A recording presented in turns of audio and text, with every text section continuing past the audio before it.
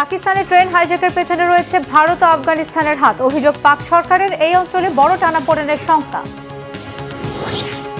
বিশ্বের 43 দেশের নাগরিকদের বিরুদ্ধে ভিসা নিষেধাজ্ঞার পরিকল্পনা আমেরিকার। মুসলিম দেশগুলো কেন উদ্বেগে? রমজানে দেখা মিলল রক্তাক্ত চাঁদের। এটি কি অশুভ সংকেত নাকি মহাজাগতিক ঘটনা? কি বলছেন বিজ্ঞানীরা? আসসালামু আলাইকুম, দেখছিলেন Bangla vision world news headline. এবারে বিস্তারিত। পাকিস্তানের বেলুচিস্তান প্রদেশে ট্রেন হাইজ্যাকের পেছনে ভারত ও আফগানিস্তানের হাত রয়েছে বলে অভিযোগ করেছে পাক সরকার। তারা ভারতকে এই ঘটনার মাস্টার মাইন্ড হিসেবে উল্লেখ করে। এতে নতুন করে উত্তেজনা ছড়িয়েছে ভারত পাকিস্তানের মধ্যে। হামলার দায় স্বীকার করেছে বেলুচ লিবারেশন আর্মি। তবে পাকিস্তানের দাবি এর পেছনে রয়েছে ভারতের ষড়যন্ত্র ও আফগানিস্তানের মদদ। তবে অভিযোগ নাকচ করে দিয়েছে ভারত ও আফগানিস্তানও। উল্টো পাকিস্তানকে সন্ত্রাসবাদের উৎস বলে আখ্যা দিয়েছে তারা। ভারত, পাকিস্তান ও আফগানিস্তানের কূটনৈতিক সম্পর্কে এই ঘটনার কি প্রভাব পড়বে? প্রতিবেশী দেশগুলোর মধ্যে কি বড় ধরনের টানাপোড়েন শুরু হবে? সেদিকে নজর সবার। হাফিজুল ইসলামের ডেস্ক রিপোর্ট। বেলুচিস্তানে ভয়াবহ ট্রেন হাইজ্যাকের পেছনে রয়েছে ভারতের হাত। সম্প্রতি এমন দাবি করেছে পাকিস্তান। দেশটি বলছে একই সাথে এই ষড়যন্ত্রে রয়েছে প্রতিবেশী রাষ্ট্র আফগানিস্তানের মদদ। 4 শতাধিক যাত্রীবাহী একটি ট্রেনে সশস্ত্র বিদ্রোহীদের আক্রমণ, ভয়ঙ্কর বিস্ফোরণ আর জিম্মি উদ্ধারে 2 দিনের রুদ্ধশ্বাস অভিযান। বেলুচ বিদ্রোহীদের এমন কর্মকাণ্ডে হতবাক হলেও সামনে আসছে সবচেয়ে বড় প্রশ্ন, এই প্রাণঘাতী হামলার পেছনে মূল নাটের গুরু কে? পাক সরকারের আনা অভিযোগের পাল্টা জবাব দিয়েছে ভারত। নয়াদিল্লি বলছে পাকিস্তানি এই অঞ্চলের সন্ত্রাসবাদের কেন্দ্র। তাহলে আসল সত্য কোনটা? এই হামলা শুধুই কি একটি বিচ্ছিন্ন ঘটনা, নাকি এর পেছনে লুকিয়ে আছে বড় কোনো ষড়যন্ত্র? পাকিস্তানের বেলুচিস্তানের বোলান এলাকায় কোয়েটা থেকে পেশোয়ারগামী ট্রেন জাফর এক্সপ্রেসে সশস্ত্র হামলার দায় স্বীকার করে বেলুচ লিবারেশন আর্মি। ট্রেন হাইজ্যাকের পুরো ঘটনাটি কেবল বিদ্রোহীদের একার পক্ষে ঘটানো সম্ভব না, এর পেছনে আছে বড় কোনো শত্রুর হাত, এমনটাই ধারণা পাকিস্তান সরকারের। ইসলামাবাদের অভিযোগ, হামলার সাথে জড়িত সশস্ত্র গোষ্ঠীর সঙ্গে আফগানিস্তানে থাকা সন্ত্রাসী হ্যান্ডেলারদের যোগাযোগ ছিল এবং এতে ভারতেরও সম্পৃক্ততা আছে। গত 13ই ফেব্রুয়ারি এক প্রেস ব্রিফিংয়ে পাকিস্তানের পররাষ্ট্র মন্ত্রণালয়ের মুখপাত্র শাফকত আলী খান দাবি করেন, পাকিস্তানে সন্ত্রাসবাদ ছড়ানোর পেছনে ভারতের হাত রয়েছে। 14ই ফেব্রুয়ারি প্রায় একই রকম মন্তব্য করে পাক আর্মির আন্তঃবাহিনী জনসংযোগ বিষয়ক দপ্তর।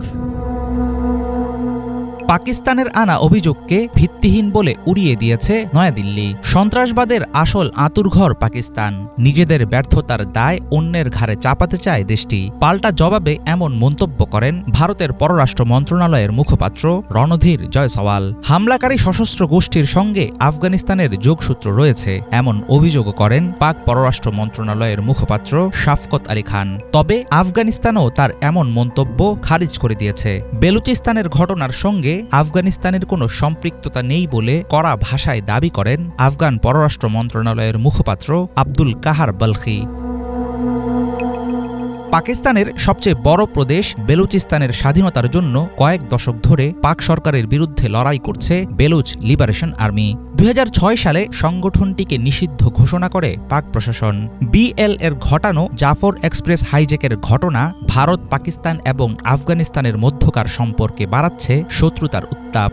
পারস্পরিক অভিযোগ পাল্টা অভিযোগের মধ্য দিয়ে ঘনীভূত হচ্ছে সংকট। তবে মীমাংসা হয়নি আসল প্রশ্নের। সত্যিই কি ভারত কিংবা আফগানিস্তান এই হামলার পেছনে ছিল, নাকি নিজের রাজনৈতিক ও সামরিক ব্যর্থতা ঢাকতে কাহিনী সাজাচ্ছে পাকিস্তান? সেই তথ্য হয়তো থেকে যাবে পর্দার আড়ালে। হাফিজুল ইসলাম, বাংলা ভিশন। কয়েকটি মুসলিম দেশ সহ 43 দেশের নাগরিকদের বিরুদ্ধে ভিসা নিষেধাজ্ঞার পরিকল্পনা করছে যুক্তরাষ্ট্র। প্রাথমিকভাবে প্রকাশিত তালিকায় দেখা যায় বেশিরভাগ দেশই মুসলিম ও অশ্বেতাঙ্গ অধ্যুষিত। তবে স্বস্তির বিষয় এই যে এতে দক্ষিণ এশিয়ার দেশ পাকিস্তান, মিয়ানমার, ভুটান ও আফগানিস্তান থাকলেও নেই বাংলাদেশের নাম। তালিকাভুক্ত দেশগুলোর যেসব নাগরিক এরই মধ্যে মার্কিন ভিসা পেয়েছে তাও বাতিল করা হবে কিনা তা স্পষ্ট নয়। হিজল জুবাইরের ডেস্ক রিপোর্টে বিস্তারিত। প্রথমবার প্রেসিডেন্ট হওয়ার পর বেশ কিছু দেশের নাগরিকদের ওপর যুক্তরাষ্ট্র ভ্রমণে নিষেধাজ্ঞা দিয়েছিলেন ডোনাল্ড ট্রাম্প। এবারে সেই নিষেধাজ্ঞার আওতা আরও বিস্তৃত করার পরিকল্পনা করছেন তিনি। এ যাত্রায় ৪৩টি দেশের বিরুদ্ধে ভিসা নিষেধাজ্ঞা আরোপের পরিকল্পনা এগিয়ে নিচ্ছে তার প্রশাসন। শুক্রবার প্রশাসনের কর্মকর্তাদের বরাত দিয়ে মার্কিন সংবাদ মাধ্যম নিউ ইয়র্ক টাইমসের এক প্রতিবেদনে একথা জানানো হয়। ৪৩টি দেশের একটি তালিকাও প্রকাশ করেছে নিউ ইয়র্ক টাইমস। এতে দেখা যায় ৩টি ক্যাটাগরিতে ভাগ করা হয়েছে দেশগুলোকে। তবে এই তালিকা এখনো চূড়ান্ত নয়। কূটনীতিক ও নিরাপত্তা কর্মকর্তাদের সুপারিশের ভিত্তিতে তৈরি করা হয়েছে ওই তালিকা। তালিকায় বেশিরভাগ দেশই মুসলিম ও অশ্বেতাঙ্গ অধ্যুষিত। এছাড়া দরিদ্র এবং দুর্নীতিগ্রস্ত বা দুর্বল সরকার আছে তালিকা তৈরির ক্ষেত্রে, সেগুলোও বিবেচনা করা হয়েছে। তবে এতে দক্ষিণ এশিয়ার দেশ পাকিস্তান, মিয়ানমার, ভুটান ও আফগানিস্তান থাকলেও বাংলাদেশের নাম নেই। মূলত রাষ্ট্রীয় সুরক্ষা, নাগরিকদের নিরাপত্তা ও ভিসা আবেদনের ক্ষেত্রে পর্যাপ্ত তথ্য প্রদান না করার বিষয়গুলোকে বিবেচনায় রেখে তৈরি করা হয়েছে প্রাথমিক এই তালিকা। অভ্যন্তরীণ নথির বরাতে নিউ ইয়র্ক টাইমস জানায় ১১টি দেশকে রাখা হয়েছে লাল তালিকায়। এসব দেশের সকল নাগরিকের ভ্রমণে নিষেধাজ্ঞার পরিকল্পনা করা হচ্ছে। দেশগুলো হলো আফগানিস্তান, ভুটান, ইরান, উত্তর Korea, Syria, Yemen, Sudan, Somalia, Libya, Venezuela ও কিউবা। ভুটানকে কোন বিবেচনায় এই তালিকায় ঢোকানো হয়েছে তা স্পষ্ট নয়। কমলা রঙের তালিকায় রাখা হয়েছে 10টি দেশ। এসব দেশের সকল নাগরিকের যুক্তরাষ্ট্র ভ্রমণে নিষেধাজ্ঞা দেয়া না হলেও ভিসা দেওয়ার ক্ষেত্রে থাকবে ব্যাপক কড়াকড়ি। কেবলমাত্র প্রভাবশালী ব্যবসায়ীরা ভিসা পেতে পারেন, তবে অভিবাসন বা পর্যটন ভিসা দেয়া হবে না। এ তালিকায় আছে পাকিস্তান, মিয়ানমার, রাশিয়া, বেলারুশ, দক্ষিণ Sudan, Sierra Leone, Turkmenistan, Eritrea, Haiti ও লাওস। এছাড়া হলুদ রঙের আরেকটি ক্যাটাগরিতে রাখা হয়েছে বাদবাকি 22টি দেশকে। তালিকা চূড়ান্ত হলে এসব দেশ নিয়ে যুক্তরাষ্ট্রের বিভিন্ন আপত্তি জানিয়ে দেয়া হবে এবং সেগুলো সমাধানের জন্য বেঁধে দেয়া হবে 60 দিনের সময়সীমা। তার ভেতর সমস্যাগুলোর সমাধান হলে তালিকা থেকে অব্যাহতি পাবে দেশগুলো, অন্যথায় তাদের লাল বা কমলা রঙের তালিকায় ঢোকানো হবে।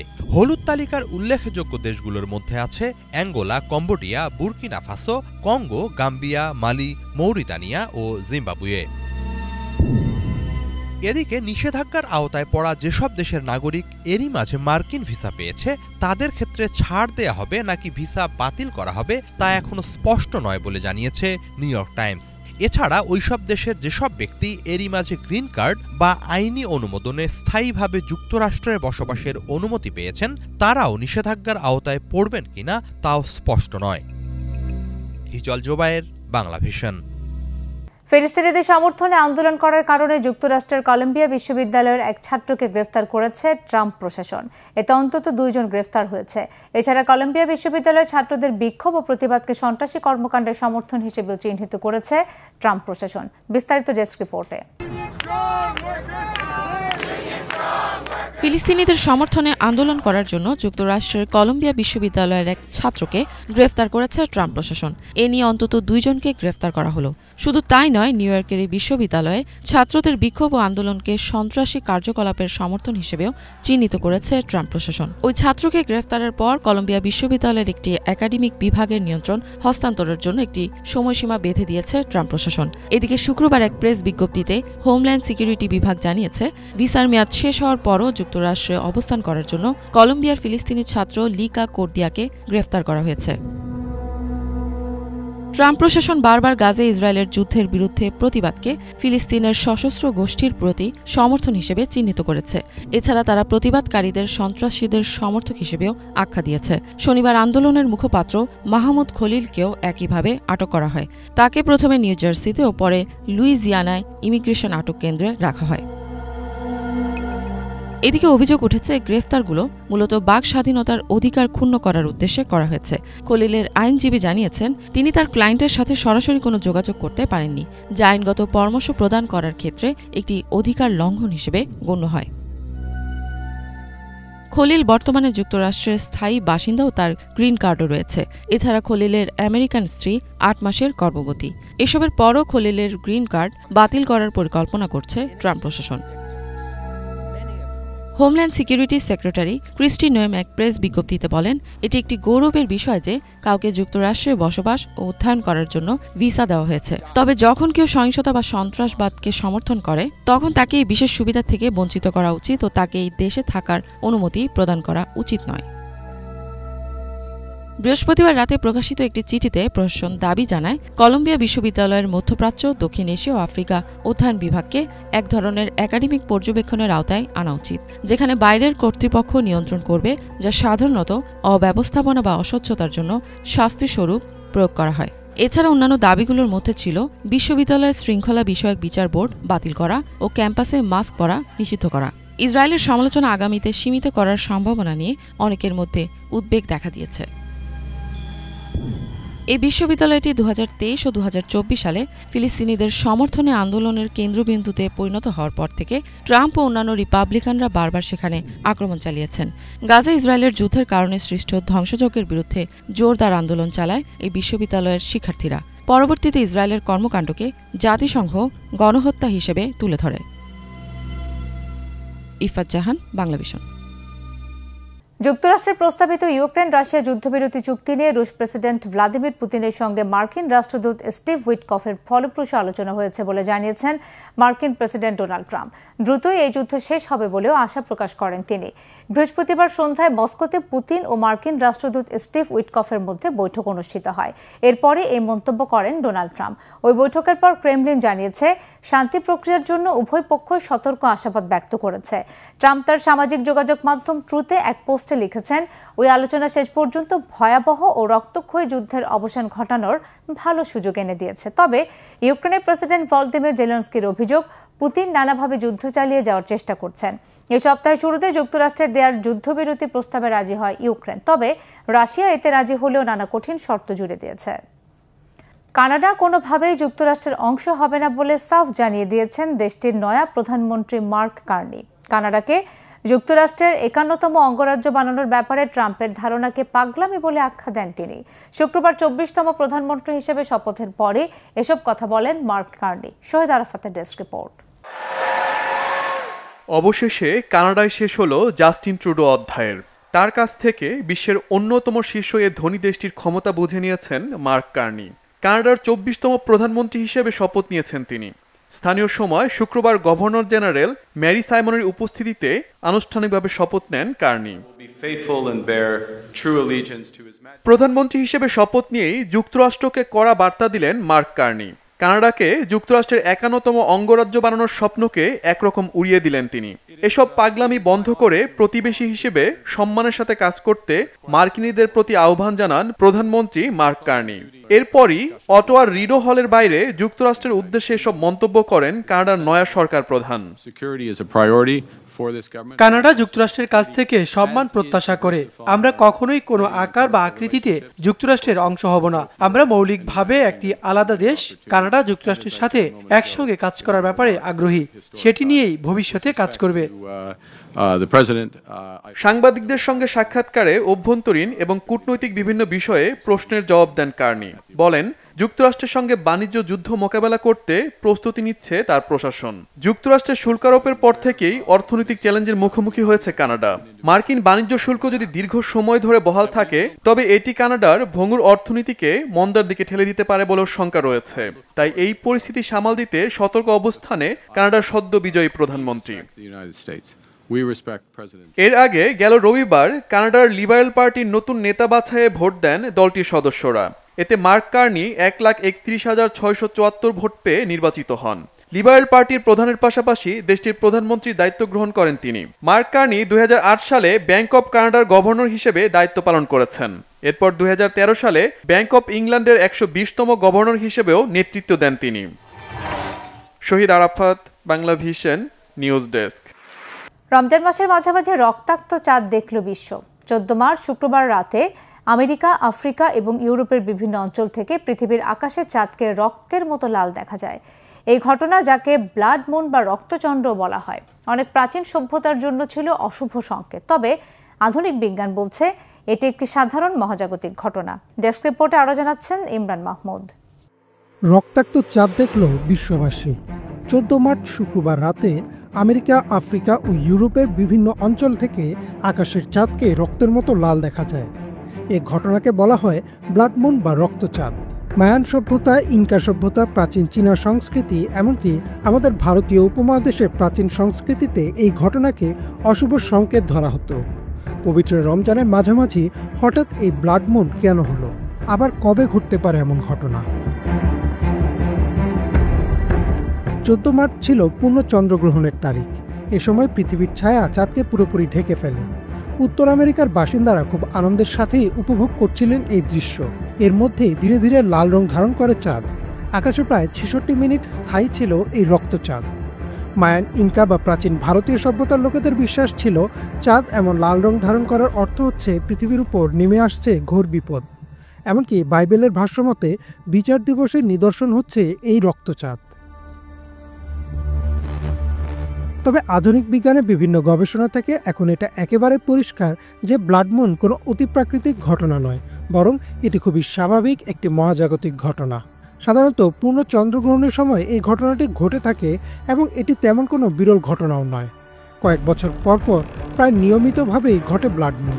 তবে অধিকাংশ সময় সমুদ্রের উপর থাকে, তাই লোকালয়ে সচরাচর দেখা যায় না।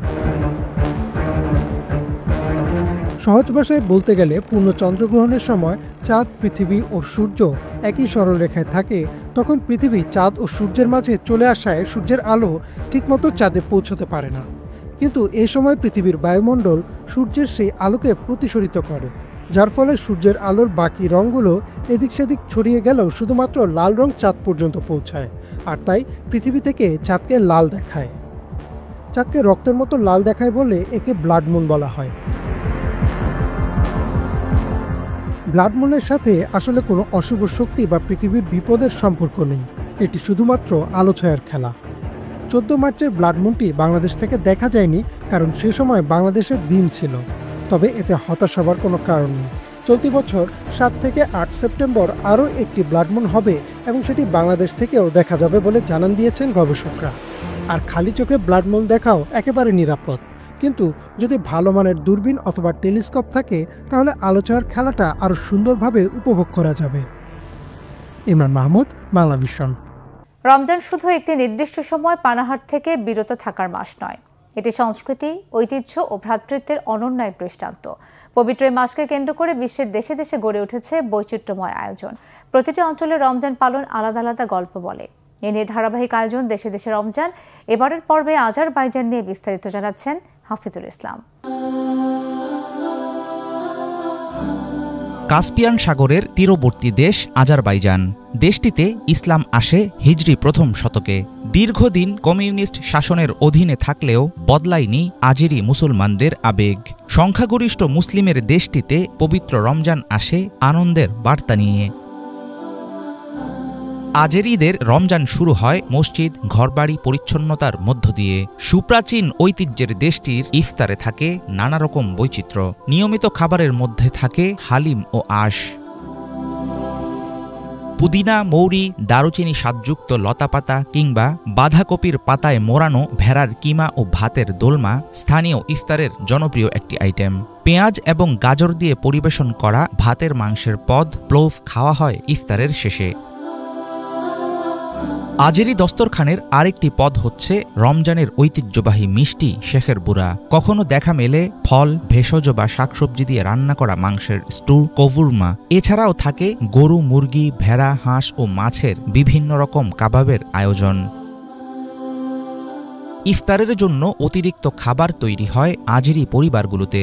যদি কোনো রোজাদার চলে আসেন তার জন্য নিয়ে রাখা হয় আগাম প্রস্তুতি। রমজানে পরিবারের সদস্যদের মধ্যে চলে উপহার আদান প্রদান। প্রাকৃতিক সম্পদে সমৃদ্ধ দেশ আজারবাইজান। এখানে পবিত্র রমজানে বয় শান্তির সুবাতাস। ধর্ম পালনে নানা বাধা বিপত্তি থাকলেও আল্লাহর আনুগত্য প্রকাশে আন্তরিক চেষ্টা করেন দেশটির মুসলমানরা। হাফিজুল ইসলাম, বাংলা ভিশন। ইরানের জাহেদান শহরে অবস্থিত জাহেদান মক্কি গ্র্যান্ড মসজিদ দেশটির বৃহত্তম মসজিদগুলোর মধ্যে অন্যতম। এর নকশায় মিশে আছে ইসলামী স্থাপত্য, ঐতিহ্যবাহী শিল্প ও আধুনিকতার এক অনন্য সমন্বয়। শুধু উপাসনার স্থানই নয়, এটি স্থানীয় মুসলিম সম্প্রদায়ের জন্য আধ্যাত্মিক এবং সাংস্কৃতিক কেন্দ্র হিসেবেও কাজ করে। রমজানের বিশেষ আয়োজন দেশে দেশে মসজিদের আজকের পর্বে থাকছে ইরানের মাক্কি গ্র্যান্ড মসজিদ। ইরানের জাহেদান শহরে অবস্থিত জাহেদান মাক্কি গ্র্যান্ড মসজিদটি ইসলামী স্থাপত্য এবং দেশটিতে মুসলিম সম্প্রদায়ের আধ্যাত্মিক ভক্তির একটি জ্বলজ্যান্ত প্রমাণ হিসেবে দাঁড়িয়ে আছে। ইরানের বৃহত্তম মসজিদগুলির মধ্যে এটি অন্যতম। এর নকশায় মিশে আছে ইরানের সংস্কৃতি, ইসলামিক শিল্প ও আধুনিকতা।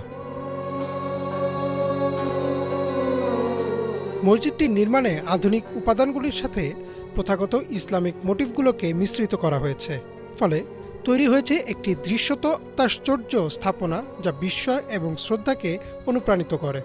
এর সুউচ্চ মিনার, বিস্তৃত প্রাঙ্গণ এবং জটিল ক্যালিগ্রাফি ইরানের সমৃদ্ধ সাংস্কৃতিক ঐতিহ্য এবং ইসলামী শিল্প ও স্থাপত্যের স্থায়ী উত্তরাধিকারকে প্রতিফলিত করে। জাহেদান মাক্কি গ্র্যান্ড মসজিদ স্থানীয় মুসলিম সম্প্রদায়ের জন্য গভীর সংস্কৃতি ও আধ্যাত্মিক তাৎপর্য ধারণ করে। প্রার্থনার স্থান হিসেবে এটি একই সাথে ধর্মীয় ও ঐক্যের বন্ধনে বেঁধে রেখেছে স্থানীয় মুসলিমদের। এর ধর্মীয় অনুষ্ঠানের বাইরেও জাহেদান মাক্কি গ্র্যান্ড মসজিদ একটি সাংস্কৃতিক কেন্দ্র হিসেবেও কাজ করে। বিভিন্ন ইভেন্ট, বক্তৃতা এবং শিক্ষামূলক অনুষ্ঠানের আয়োজন হয় এখানে, যা আন্তঃধর্মীয় সংলাপ এবং বোঝাপড়া বৃদ্ধি করে। জাহেদান মাক্কি গ্র্যান্ড মসজিদ কেবল উপাসনার স্থানের চেয়েও বেশি কিছু। এটি বিশ্বাস, ঐক্য এবং সাংস্কৃতিক গর্বের প্রতীক। এর বিস্ময়কর স্থাপত্য এবং গভীর আধ্যাত্মিক তাৎপর্যের সাথে এটি পর্যটকদের জন্য অনুপ্রেরণা ও শ্রদ্ধার উৎস হয়ে চলেছে। ইমরান মাহমুদ, বাংলা ভিশন। এই ছিল এখনকার মতো। সাথে থাকার ধন্যবাদ সবাইকে।